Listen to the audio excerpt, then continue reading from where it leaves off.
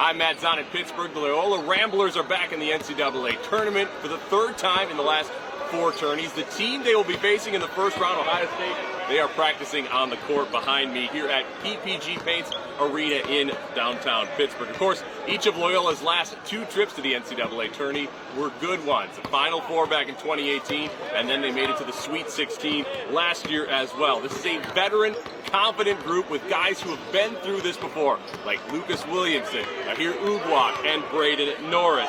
This trip also feels a little bit different. The expectations are higher for this Loyola squad. They are a Cinderella, no more.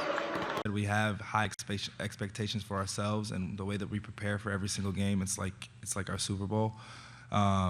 So like but it has been interesting seeing the other people and the outside voices, their expectations.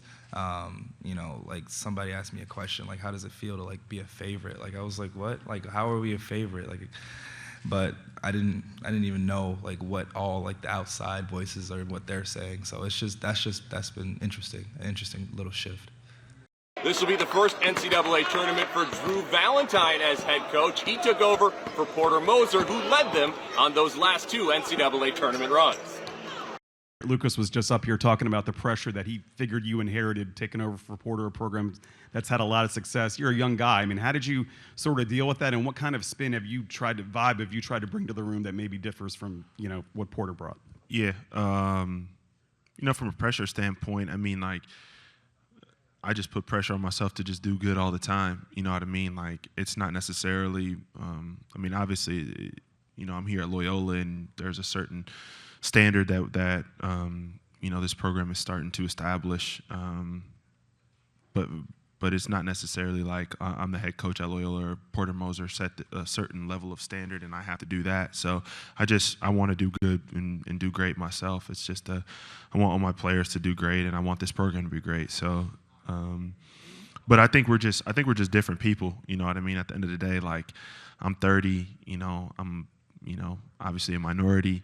We dress different. We, listen to different music. I'm big into the sneakers. He loved, throwing his jacket, around. But obviously I wouldn't be here without him. I'm so grateful that he gave me the opportunity. I'm, beyond blessed that he thought I was prepared for this moment. And,